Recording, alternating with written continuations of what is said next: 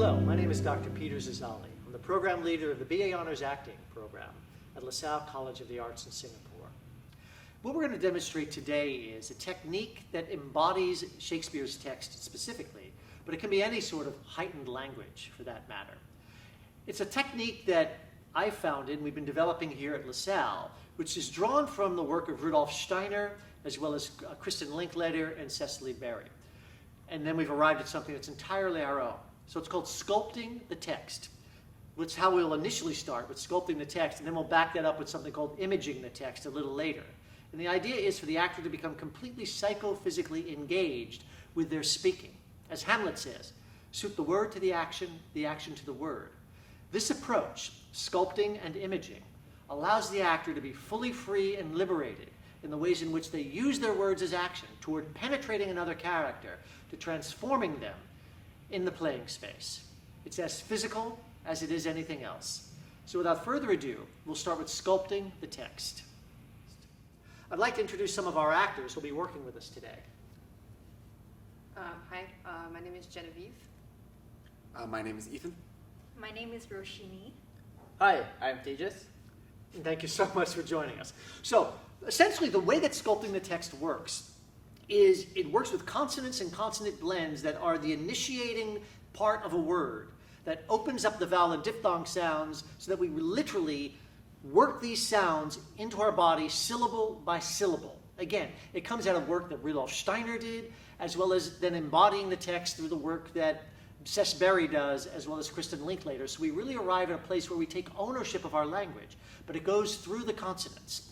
So each and every consonant sound, I emphasize sound, because there are certain letters that have multiple sounds in English. For example, the letter C can be pronounced in the word C-I-R-C-U-S very differently in two different syllables. You have the S sound, similar to the letter S in most cases, or the K sound, similar to the letter K when pronouncing the word circus. So it's the sound that matters.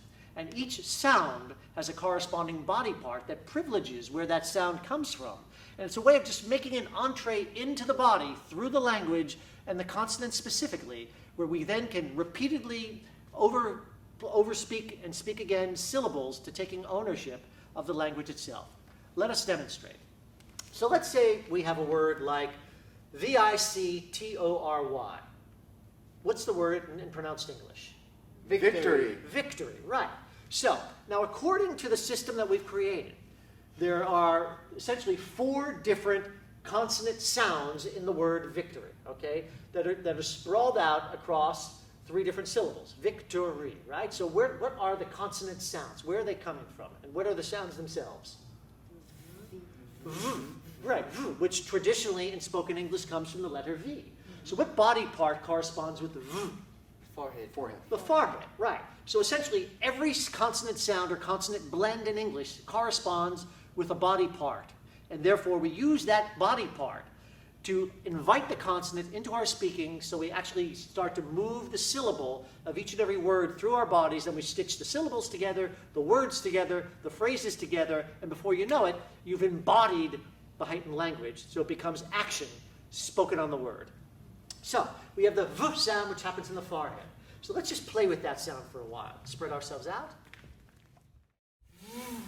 Good, and again. And now everybody, finding that sound, the V right off the forehead. And good, and again. Good. The second consonant sound that occurs in the word victory is what? Right. Right. Where does that sound, often with the hard K, where does that happen? Legs. The legs, right. Right off the thigh in particular, right? So let's just isolate the sound first. And imagine it's coming right off the thigh and penetrating the playing space. Good, everybody. And then what is the next consonant sound that happens in the word we've selected? And where does it come from? The heart. Here, Yeah, the heart. right, the heart.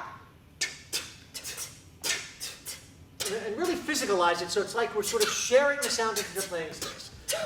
Good. Good. And then finally we have the R sound, which happens where? Crown of Off the crown of the skull, right? V. Again, V. So now we put the sounds together, each syllable, letting the vowel sounds and the diphthong sounds, as the case may be, spilling off the consonants, all right, while embodying the sound as we go. And therefore, we're literally working the sound or sculpting the sound throughout our bodies. Let's just take it syllable by syllable, very methodically at first. Vic, Vic, t, off the heart, and then ri, forehead. Victory, Victory. Good, so we're going forehead, eye, heart, and Victory. top of skull. Victory. Victory. Victory. Good, and Ethan, victory. Send it over here beyond the camera. Victory. Good, the so we make the r at the tip of the tongue coming up to the roof of the mouth, right? So it lends to where you want to imagine. This is all using imagery, by the way. You know, if you literally look for the sound r coming out of your forehead, you're not going to find it there. It's an image that we're using to allow ourselves to release the body into the formation of that sound and sail it into the playing space. So we do this over and over again, syllable by syllable, stitching the syllables together to form the word. That word literally becomes embodied. Victory, victory, victory. And we just really start to allow ourselves to be overtaken by the consonant sounds physically. Good. And one more time. Victory. Now, and we'll eventually, if we were to do this for usually it's about 3 to 5 minutes per word.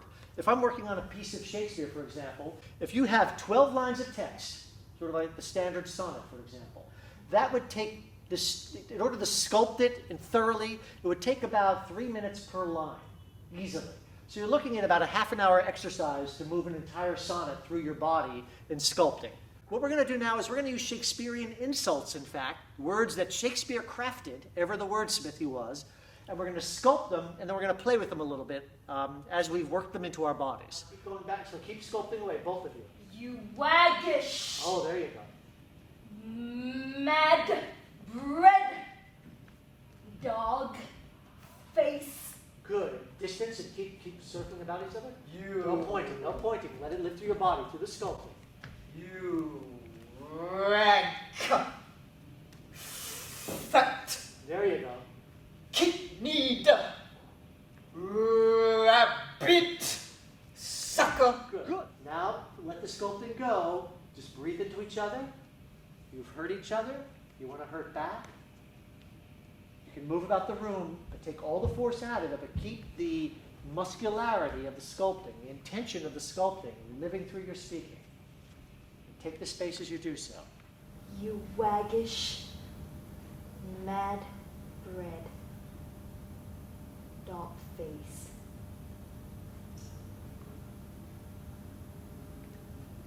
You rank fat kidneyed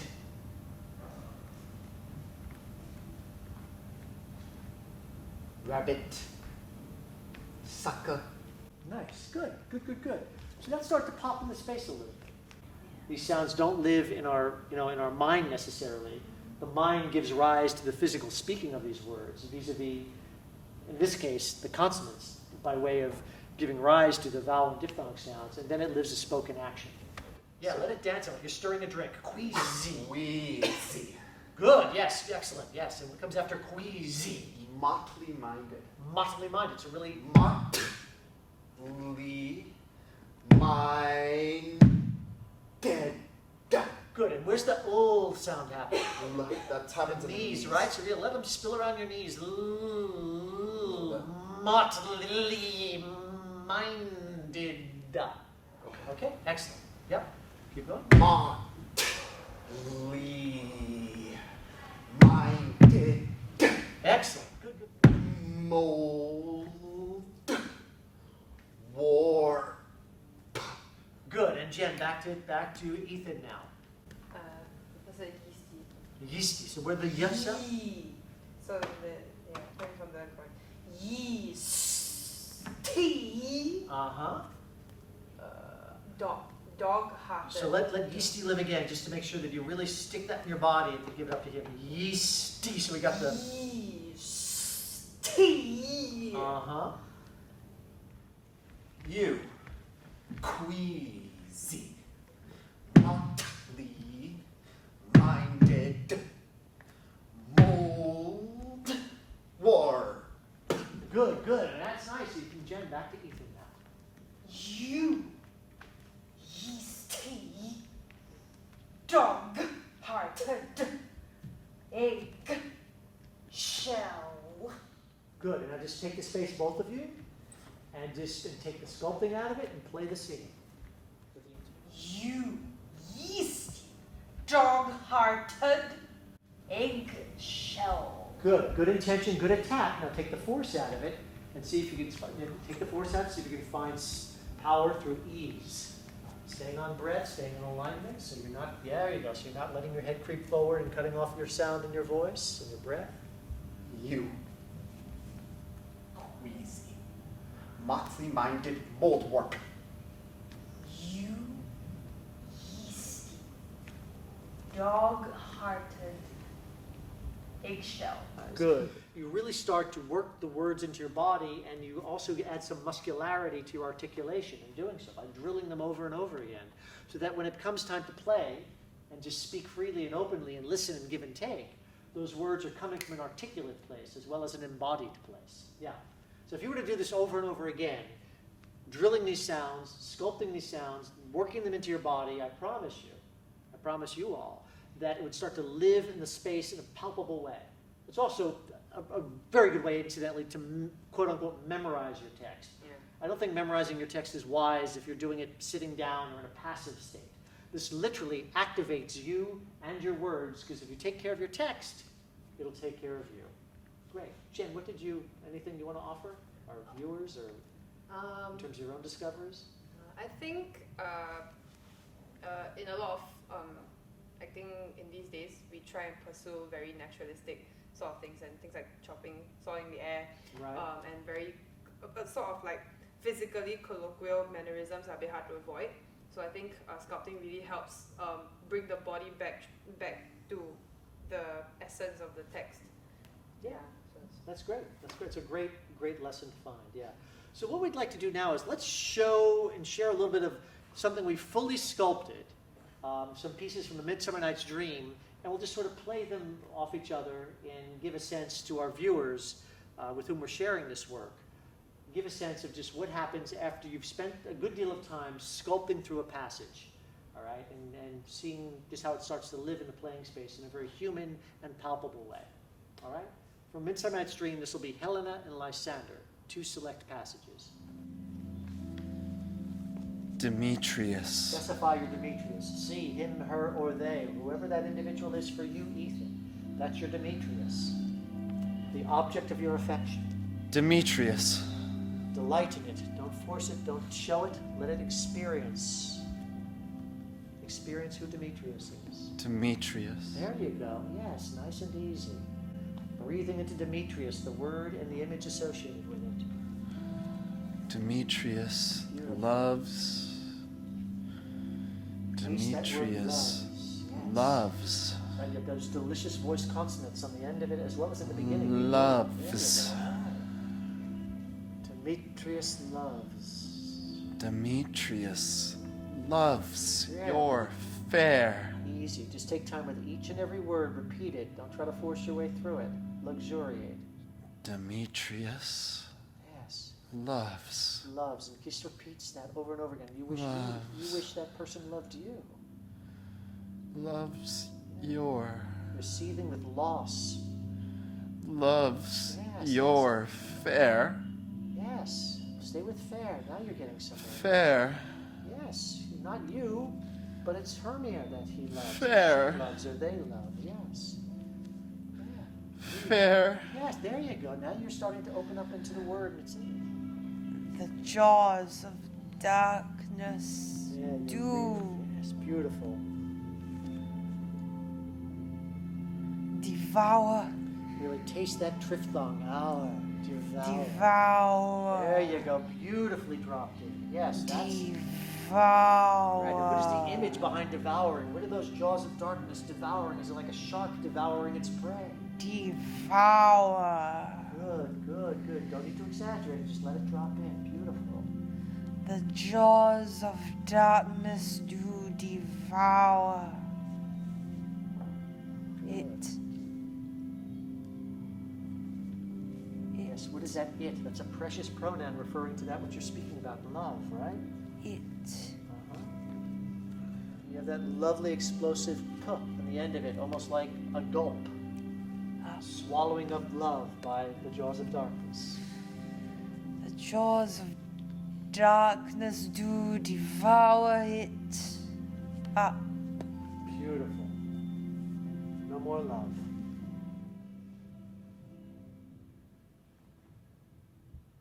Ay me, for aught that I could ever read, could ever hear by tale or history.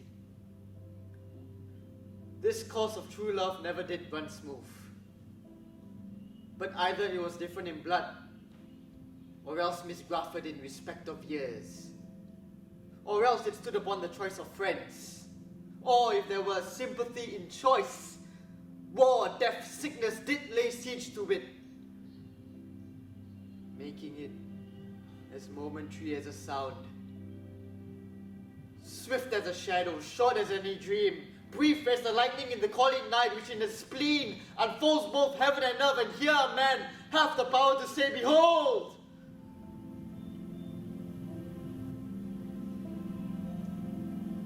The jaws of darkness do devour it up. So quickly, bright things come to confusion.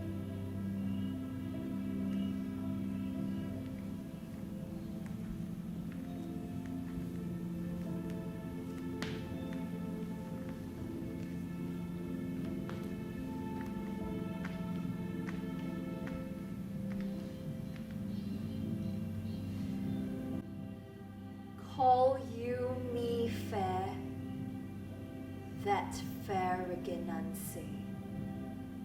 Demetrius loves your fair, oh happy fair. Your eyes are lodestars, and your tongue sweet air, more tunable than lark to shepherd's ear when wheat is green and hawthorn buds appear. Sickness is catching, oh, a favor so yours would I catch, fair Hermia, ere I go. My ear should catch your voice, my eye, your eye. My tongue should catch your voice, sweet melody. Were the world mine, Demetrius being baited, the rest I'd give to be to you translated. Oh, teach me how you look and with what art you sway the motion of Demetrius' heart.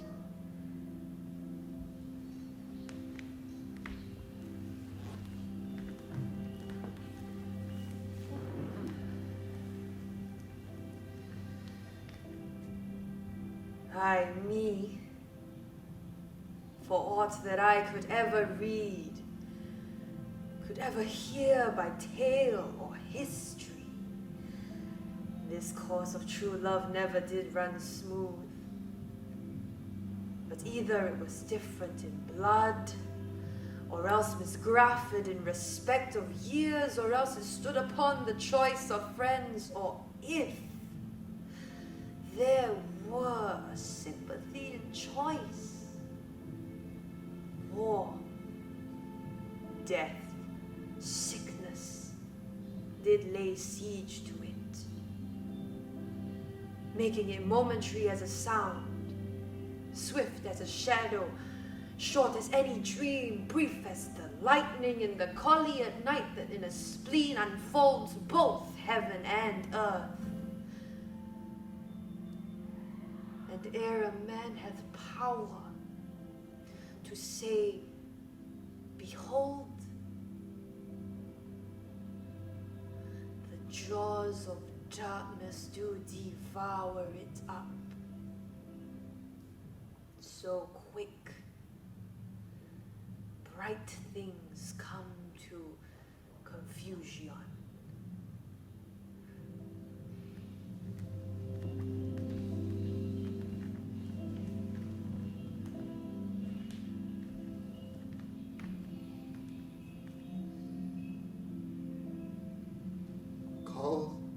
you. Me fair? At fair, again, unsay. Demetrius loves your fair. Ah, happy fair! Your eyes are lodestars, and your tongue's sweet air more tunable than lark to shepherd's ear when wheat is green and hawthorn buds appear. Sickness is catching. Oh! Were favor so yours, would I catch fair Hermia ere I go. My ear should catch your voice, my eye your eye. My tongue should catch your tongue's sweet melody, or the world mine. Demetrius being baited, the rest I'd give to be to you translated. Oh,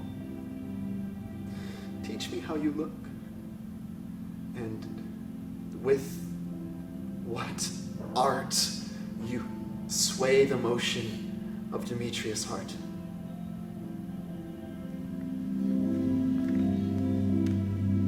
Thank you, colleagues and students from across the Asia-Pacific Bond of Theater Schools partnership. It's such a wonderful opportunity to share with you today. Thank you for creating the space for us to do so. And thank you to the good folks at Shanghai Theater Academy for hosting this particular session. So without further ado, what we've been able to do today and share with you is just a piece of our work. Sculpting the text, followed by imaging or dropping in the text, and then ultimately allowing that text to become manifest in the playing of it. Suiting the word to the action to the word, bringing the human element forward. Human beings are compelled to speak, to communicate, to forge action onto somebody else, to cause something else to happen in that person where the speaking is being targeted. Sculpting the text, imaging the text, it's some of the work that we've been developing here, and it's been a pleasure to be able to share some of it with you. Thanks so much, and enjoy the rest of the conference, everybody.